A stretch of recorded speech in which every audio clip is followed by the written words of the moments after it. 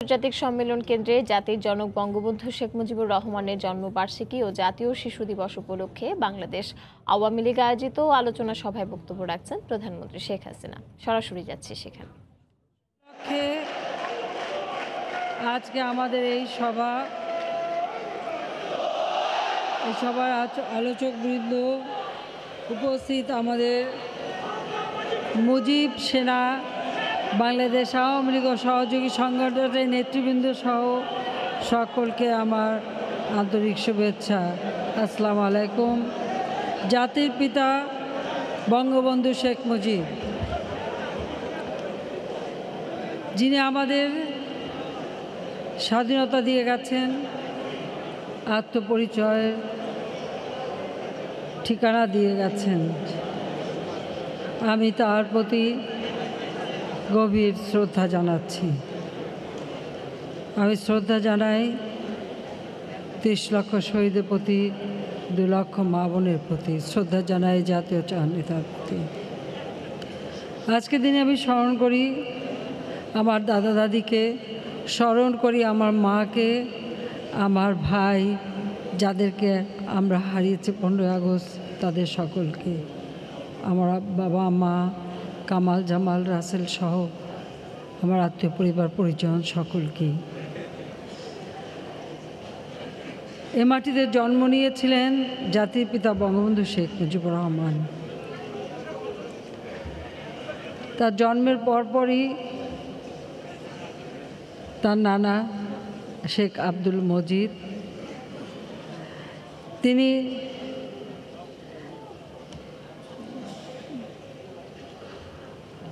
তার মেয়েকে বলেছিলেন, মেয়ে যখন, অর্থাৎ আমার দাদি সায়রা খাতুন, তিনি তার সন্তানকে কোলে তুলে দিয়ে বলেছিলেন নাম রাখতে।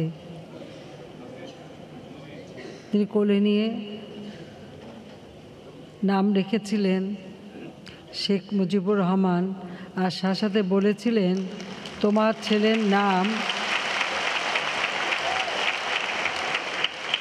ছেলের নাম রেখে দিলাম এমন এক নাম, এই নামটা একদিন জগৎ জোড়া নাম হবে।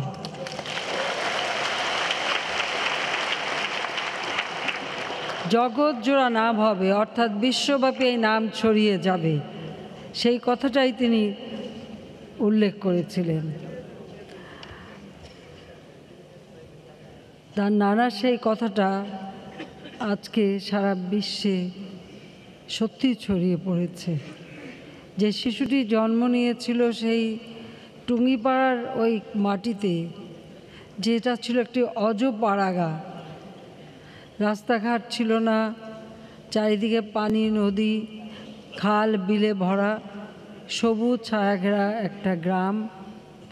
সেই অজপাড়াগায় জন্ম নেওয়া শিশুটি যে স্কুল জীবন থেকেই সাধারণ মানুষের কথা ভেবেছে আর সাধারণ মানুষের জন্য কাজ করেছে। আর আমার দাদা দাদি শেখ লুৎফর রহমান এবং সায়রা খাতুন সন্তানকে যে ভালোবাসা দিয়েছেন, সে ভালোবাসার তুলনা হয় না।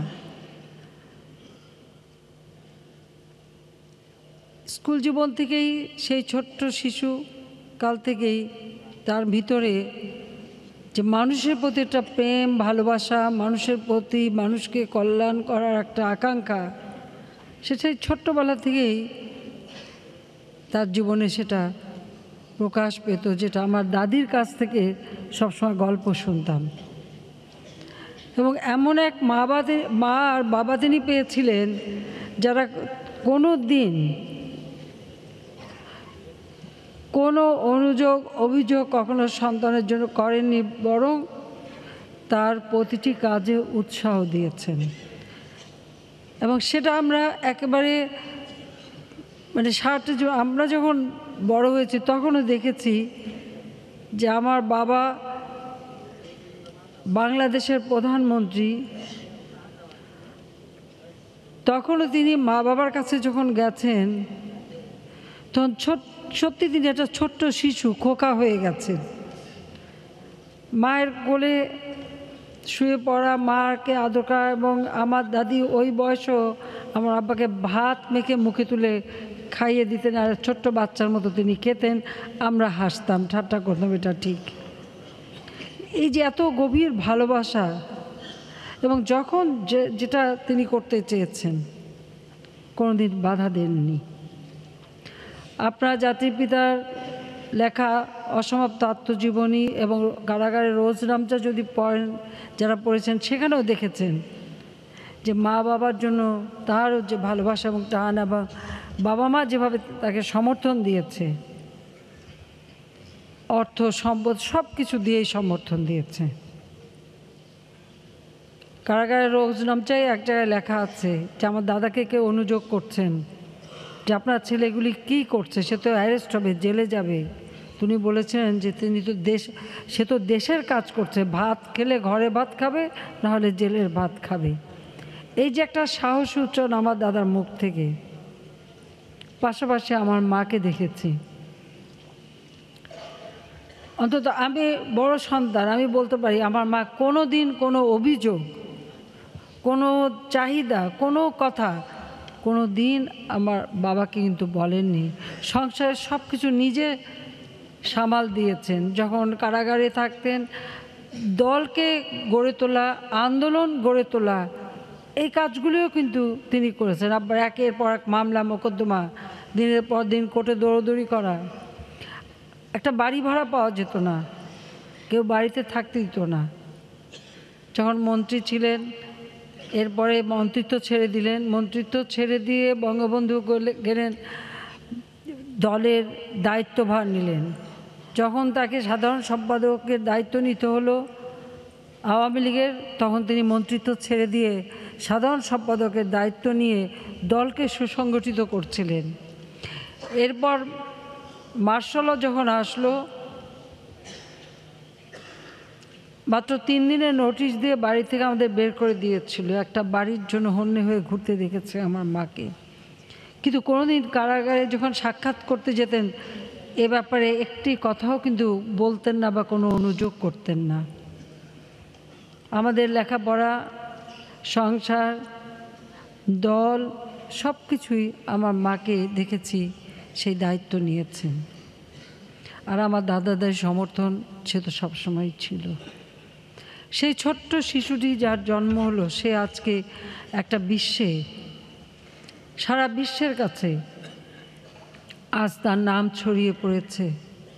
কারণ তিনি একটি জাতিকে মুক্ত করেছিলেন বন্দি দশা থেকে, শোষণ যন্ত্রণা থেকে মুক্তি দিতে চেয়েছিলেন, একটি দেশকে স্বাধীন করেছিলেন। অনেক স্বপ্ন ছিল তার। এই বাংলাদেশটাকে কিভাবে গড়ে তুলবেন, এই বাংলাদেশের মানুষ যারা একবেলা খাদ্য জোগাড় করতে পেত না, প্রতিনিয়ত যারা নিষ্পেষিত হতো, নির্যাতিত হতো, তাদের একটা সুন্দর জীবন দেবেন। বাংলাদেশের প্রতিটি মানুষ, দরিদ্র মানুষ যারা ক্ষুধায় দিনের পর দিন অভুক্ত থেকে থেকে মৃত্যুবরণ করত, যারা রোগে ধুকে ধুকে মারা যেত, এবং তাদেরও অভিযোগ করার কিছু ছিল না।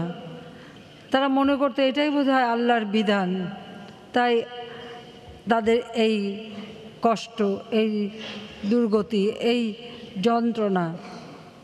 সেই মানুষগুলির ভিতরে একটা সাহস সঞ্চয় করা এবং সেই মানুষগুলিকে ধীরে ধীরে সাহস দিয়ে গড়ে তুলে সেই মুক্তিযুদ্ধের মতো একটা যুদ্ধ করবার মানসিক শক্তি তৈরি করে দিয়েছিলেন বঙ্গবন্ধু শেখ মুজিব।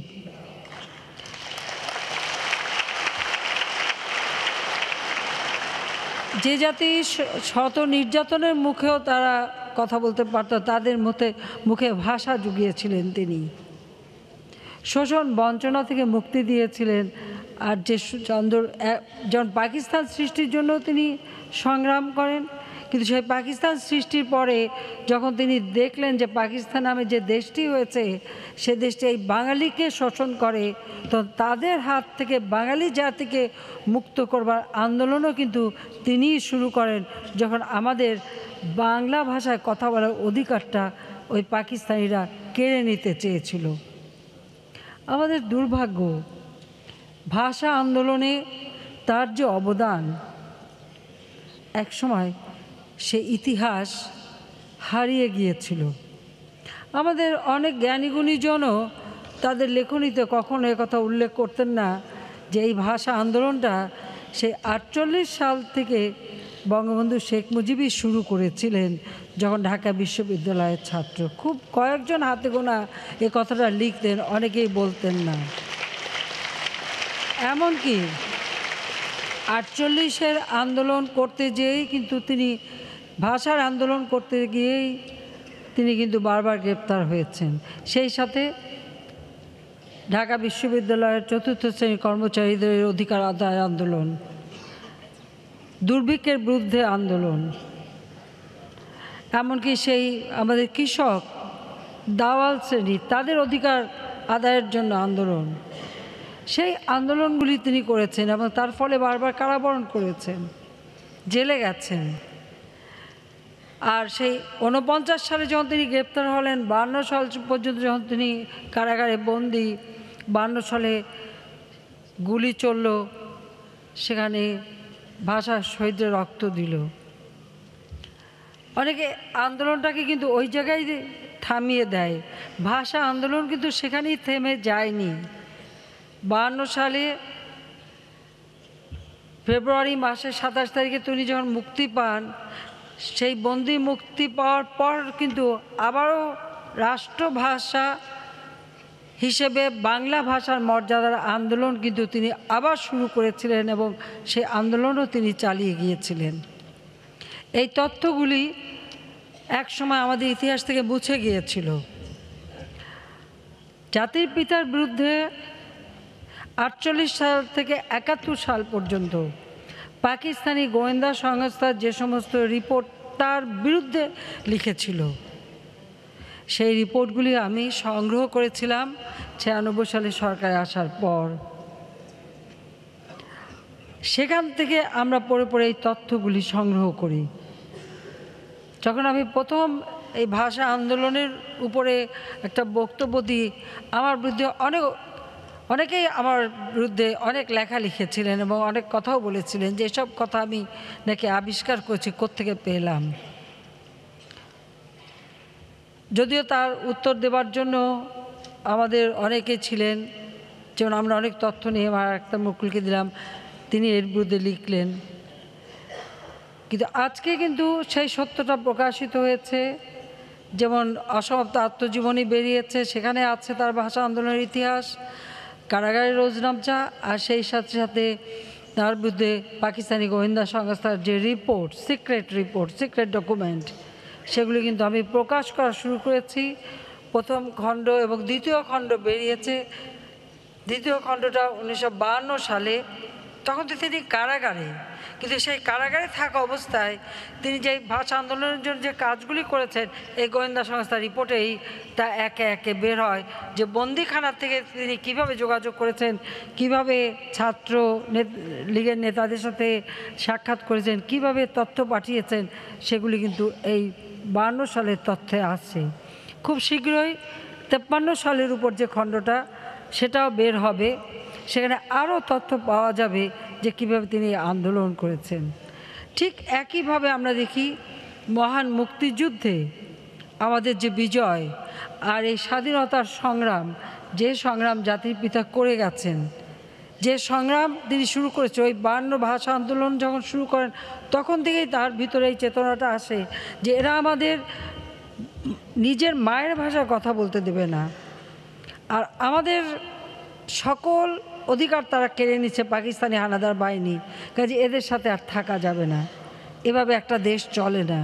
কাজে দেশটাকে যদি তিনি যে স্বাধীন করবেন, এই চিন্তা চেতনা তার মাঝে সেই 48 সালে ভাষা আন্দোলনের পর থেকেই শুরু হয় এবং 58 সালে যখন আইয়ুব খান মার্শাল ল দেয়, সেই মার্শাল ল দেওয়ার পর তাকে যখন গ্রেপ্তার করে তখন থেকে মোটামুটি পরিকল্পনা তিনি নিয়েছিলেন যে আর নয়, আমাদের এখন স্বাধীন হতে হবে। কিন্তু সে কথা এটা ঠিক প্রকাশ্যে তিনি কিন্তু কখনো বলেননি, কারণ যেহেতু তিনি সেই কাজটা করবেন তাই তিনি যখন যতটুকু প্রয়োজন ঠিক সেইভাবে আন্দোলনকে ধাপে ধাপে এগিয়ে নিয়ে গেছেন এবং এর মধ্য দিয়ে শোষণ বঞ্চনার কথা মানুষের কাছে তুলে ধরে মানুষকে তৈরি করেছেন। তিনি মানুষের ভিতরে এই স্বাধীনতা আকাঙ্ক্ষাটা সৃষ্টি করে দিয়ে গেছেন। তিনি এই আকাঙ্ক্ষা সৃষ্টি করার মধ্য দিয়েই কিভাবে সংগ্রাম করতে হবে এবং অসহযোগ আন্দোলন যখন 71 সালে করেন, সেই অসহযোগ আন্দোলনকে কিভাবে সশস্ত্র বিপ্লব সৃষ্টি করবেন, এই সব কিছুই কিন্তু তিনি খুব ধীরে ধীরে এবং খুব পরিকল্পিতভাবে একটার পর একটা পদক্ষেপ নিয়েই তিনি সৃষ্টি করে দিয়ে গেছেন। আর তার ফলাফলই আমরা পেয়েছি মহান মুক্তিযুদ্ধ এবং তার বিজয়। দুর্ভাগ্য, এই ইতিহাসও তো মুছে ফেলা হয়েছিল। স্বাধীনতার পর যখন আমাদের বিজয়ের পরে জাতির পিতা যখন ফিরে এলেন, যুদ্ধবিধ্বস্ত দেশ গড়ার কাজেই তিনি মনোনিবেশ করলেন। একটা দেশ দীর্ঘদিন শোষণ বঞ্চনার শিকার, তার উপরে দেশে গণহত্যা হয়েছে, নারী ধর্ষণ হয়েছে, অগ্নিসংযোগ হয়েছে, পাকিস্তানি হানাদার বাহিনীর অত্যাচার নির্যাতন এবং সেই সাথে বাংলাদেশে যারা স্বাধীনতা বিরোধী আলবদর রাজাকার সহ তাদের নির্যাতনের চিহ্ন সমস্ত বাংলাদেশে। যখন তিনি সেই বিধ্বস্ত বাংলাদেশ একদিকে গড়ে তুলছেন, অপরদিকে একটি স্বাধীন রাষ্ট্র, যে দেশটি ছিল পাকিস্তানের একটি প্রদেশ, সেই প্রদেশটাকে একটি রাষ্ট্রে উন্নীত করবার সকল পদক্ষেপ তিনি নিয়েছেন। একটি সংবিধান উপহার দিয়েছেন, একটি স্বাধীন রাষ্ট্রের উপযোগী আইনগুলি তৈরি করেছেন, নীতিমালা তৈরি করেছেন, বিধিমালা তৈরি করেছেন, শপথ বাক্য কোথায় কী হবে সব কিছু তার হাতে তৈরি। মাত্র 3.5 বছরের মধ্যে একটা বিধ্বস্ত বাংলাদেশকে গড়ে তুলে দেশটাকে যখন তিনি এগিয়ে নিয়ে যাচ্ছেন অর্থনৈতিক মুক্তি অর্জনের পক্ষে, এবং যখন দেখেছেন বারবার ষড়যন্ত্র হচ্ছে, এই ষড়যন্ত্রকে দুর্ভিক্ষ ঘটানো হলো, এই ষড়যন্ত্রকে নানাভাবে আমাদের বিভিন্নভাবে মুক্তিযোদ্ধাদের মধ্যে বিভক্তি সৃষ্টি করে দিয়ে যখন একের পর এক নানা ধরনের সন্ত্রাসী কাজ, জঙ্গিবাদ, নানা কিছু সৃষ্টি করা শুরু হলো, তখন তিনি জাতীয় ঐক্যের ডাক দিলেন। সমগ্র জাতিকে ঐক্যবদ্ধ করে তিনি বললেন আমাদের অর্থনৈতিক মুক্তি অর্জন করাটাই সবথেকে গুরুত্বপূর্ণ। তাই দল মত নির্বিশেষে সকলকে একসাথে ডেকে একটি প্ল্যাটফর্ম তৈরি করে তিনি নিয়ে আসলেন যেন অর্থনৈতিক মুক্তি অর্জনের কাজ করতে পারেন। এবং বাংলাদেশের তখন 19টা জেলাকে ভাগ করে তিনি 60টি জেলা করলেন, প্রত্যেকটা মহকুমাকে এক একটা জেলা করলেন যাতে স্থানীয় সরকারগুলি শক্তিশালী হয়। এবং এই 60টি জেলায় 60টি গভর্নর তিনি সৃষ্টি করে দিলেন, তাদের ট্রেনিং পর্যন্ত চলছিল এখানে। অর্থাৎ ক্ষমতাকে বিকেন্দ্রীকরণ করে তিনি এমনভাবে দেশটাকে গড়তে চাইলেন যে বাংলাদেশের উন্নয়নটা যেন একেবারে তৃণমূল পর্যায়ে পড়ে, সাধারণ মানুষ যেন তার সুফল পায় এবং দেশটার জন্য খুব দ্রুত অর্থনৈতিকভাবে স্বাবলম্বী হয়। শুধু তার আমলে, জাতির পিতা বঙ্গবন্ধু শেখ মুজিবের আমলেই বাংলাদেশ তার প্রবৃদ্ধি 7 ভাগে উন্নীত করতে সক্ষম হয়েছিল। যখন তিনি এই জাতীয় ঐক্যের ডাক দিয়ে সকল দলকে একত্রিত করে তিনি যে পদ্ধতিটা নিয়েছিলেন, আজকে নির্বাচন নিয়ে অনেক কথা ওঠে আর আমাদের বিরোধী দল বাকশাল করে গালি দেয়, কিন্তু আজকে তারা যদি এটা চিন্তা করে যে সেই দিন তিনি যে পদক্ষেপটা নিয়েছিলেন এবং যেটা তিনি বলেছিলেন যে একটা বিপ্লবের পর যে কোনো দেশের সমাজে একটা বিবর্তন দেখা দেয়, আর সেই বিবর্তনের ফলে কিছু মানুষ হঠাৎ ধনী শ্রেণীতে পরিণত হয়, আবার অনেক ভালো উচ্চবিত্ত মানুষ তারা অনেক সময় তাদের সেই ধন সম্পদ ধরে রাখতে পারে না। কাজে এই ক্ষেত্রে একটা গণতান্ত্রিক ধারাকে শক্তিশালী করা এবং জনগণের যে ভোটের অধিকার, সেই অধিকারটা নিশ্চিত করা একান্তভাবে দরকার। কারণ পাকিস্তান নামে রাষ্ট্রে গণতান্ত্রিক ধারা ছিল না। গণতান্ত্রিক ধারার পরিবর্তে ছিল সেখানে যেমন আইয়ুব খান ক্ষমতা দখল করেছিল, একাধারে সেনাপ্রধান, তারপর নিজেকে ঘোষণা দিল রাষ্ট্রপতি হিসেবে, আর তার এক গণতন্ত্রের ফর্মুলা দিল বেসিক ডেমোক্রেসি, অর্থাৎ সরাসরি মানুষের যে ভোটের অধিকার, সেই অধিকারটা কেড়ে নিয়েছিল। তারই পরিবর্তে তিনি চাইলেন যে মানুষ যেন তার ভোটের অধিকার সম্পর্কে সচেতন থাকে, যে অধিকার তিনি দিয়েছিলেন ৭২-এর সংবিধানে। সে কারণেই তিনি এই জাতীয় ঐক্য সৃষ্টি করে নির্বাচন একটা পদ্ধতি এনেছিলেন যে সেখানে কেউ অতিরিক্ত অর্থ ব্যয় করতে পারবে না, ব্যক্তিগতভাবে কোনো প্রচার না, সরকারিভাবে যে কজন প্রার্থী হবে প্রত্যেক প্রার্থীর নাম একটা পোস্টার দিয়ে সরকারের পক্ষ থেকে প্রচার করা হবে। যে ব্যক্তি যত বেশি জনগণের কাছে যেতে পারবে, জনগণের আস্থা অর্জন করতে পারবে, শুধুমাত্র সেই কিন্তু নির্বাচনে জিতে আসবে। এবং এই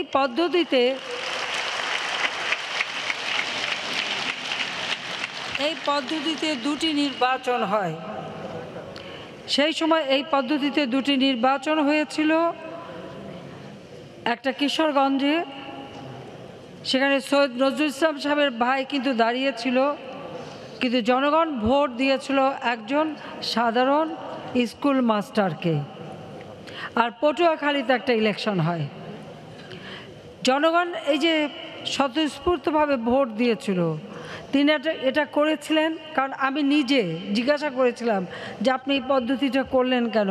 তখন বললেন যে হঠাৎ একটা সমাজে যে বিপ্লবের পর বিবর্তন হয়, সে বিবর্তনের ফলে যখন মানুষের কাছে, কিছু মানুষের কাছে পয়সা এসে যায়, আর তাছাড়া আমাদের দেশে গেরিলা যুদ্ধ হয়েছে, কাজে সেই দেশে নির্বাচন যেন অর্থ আর লাঠি দ্বারা নিয়ন্ত্রিত না হয়, নির্বাচনের অধিকার যেন জনগণের কাছে ভোটের অধিকারটা থাকে, আর তার প্রতিনিধি নির্বাচন করার অধিকার থাকে, সেটা নিশ্চিত করবার জন্যই এই পদ্ধতিটা আমি শুরু করেছি। কাজে এটা যে বাংলাদেশের জন্য কত উপযুক্ত ছিল, এক সময় এদেশের মানুষ সেটা উপলব্ধি করতে পারবে, আরও ধীরে ধীরে উপলব্ধি করবে বলেই আমি বিশ্বাস করি। আজকে নির্বাচনে এটা নিয়েও প্রশ্ন, এই পদ্ধতি যদি তিনি করে দিয়েছিলেন, সেটা যদি কার্যকর করে যেতে পারতেন, তাহলে আর এইসব প্রশ্ন উঠতো না। সব থেকে জনদরদি যে ব্যক্তিটি জনসেবা যে করে, সেই নির্বাচিত হয়ে আসতে পারত, দেশে আর রক্তপাত, খুন খারাপি এগুলি হতো না। দুর্ভাগ্য আমাদের, আর দুর্ভাগ্য বাঙালি জাতির। দুর্ভাগ্য এই জন্য যে ৭৫-এর ১৫ই আগস্ট জাতির পিতাকে হত্যার পর মার্শাল ল দিয়ে যারা ক্ষমতা এলো, ঠিক সেই আইয়ুব খানের পদাঙ্ক অনুসরণ করা হলো। খুনি মোস্তাক আমাদের দলের লোক ছিল, সে বেইমানি করলো, আর এই বেইমানি করে সংবিধান লঙ্ঘন করে ক্ষমতা দখল করে নিজেকে যেমন রাষ্ট্রপতি ঘোষণা দিল, সাথে সাথে সেনাপ্রধান বানালো জিয়াউর রহমানকে। এরপর মোস্তাকের পতন ঘটলো, ২.৫ মাসও মোস্তাক ক্ষমতায় থাকতে পারে নাই, তাকে বিদায় নিতে হলো। ক্ষমতা আসলো জিয়াউর রহমান। জিয়াউর রহমান এদেশে ভোটের রাজনীতিটাকে সম্পূর্ণভাবে ধ্বংস করলো। তার হ্যাঁ না ভোট, তার রাষ্ট্রপতি নির্বাচন, সেনাপ্রধান আবার রাষ্ট্রপতি হিসেবে নিজেকে ঘোষণা দিয়ে সে অবস্থায় নির্বাচন করার অর্থ হলো একদিকে সেনা আইন ভঙ্গ করা, সেনাবাহিনীর রুলস রেগুলেশন ভঙ্গ করা, অপরদিকে সংবিধান লঙ্ঘন করা। এই যে একটা অনিয়মের যাত্রা শুরু, এই প্রক্রিয়াই চলতে থাকলো বাংলাদেশে। কিছু লোক খুব বাহবা দিল, কারণ জিয়া বহুদলীয় গণতন্ত্র দিয়েছে। যদি সত্যি বহুদলীয় গণতন্ত্র হয় তাহলে ক্ষমতায় বসে থেকে ক্ষমতার উচ্ছিষ্ট বিলিয়ে সে যে একটি দল গঠন করলো, এবং সে দলও একবার 19 দফা কর্মসূচি, তারপরে আসলো কি জাগো দল, তারপরে আসলো কি সব করে, তারপরে আসলো বিএনপি। এই 3-4 ধাপ পার হয়ে একখানা দল করলো। আর সেই দল সৃষ্টির সাথে সাথে যেটা ক্ষমতায় বসে ক্যান্টনমেন্টের থেকে সৃষ্ট, সেই সৃষ্টি করা দলের যা হাঁটতেও শিখলো না, চলতেও শিখলো না, জনের কাছে যেতেও শিখলো না, 2/3 মেজরিটি পেয়ে গেল। এই 2/3 মেজরিটি পাওয়ার পিছনের রহস্যটা হলো অবৈধভাবে ক্ষমতা দখলকারী জিয়াউর রহমান চেয়েছিল সংবিধান যে লঙ্ঘন করে ক্ষমতা এসেছে, কাজে সংবিধান সংশোধন করে তার অবৈধ ক্ষমতা বৈধ করার একটা পদ্ধতি পাওয়ার জন্যই, সুযোগ পাওয়ার জন্যই 2/3 মেজরিটি দরকার। কারণ সংবিধান এটাই ছিল যে 2/3 মেজরিটি হলেই শুধুমাত্র সংবিধান সংশোধন করা যায়। কাজে এই অবৈধ ক্ষমতা বৈধকরণের আকাঙ্ক্ষায় এই যে নির্বাচন প্রক্রিয়াটাকে ধ্বংস করা, জনগণের ভোটের অধিকার নিয়ে ছিনিমিনি খেলার যাত্রা শুরু, কিছু লোককে উচ্ছিষ্ট বিলিয়ে অর্থশালী সম্পদশালী করা, একটা এলিট শ্রেণী তৈরি করা, এবং আজকে যে ব্যাংকের টাকা নিয়ে ফেরত না দেওয়া ঋণ খেলাপি, ঘুষ, দুর্নীতি,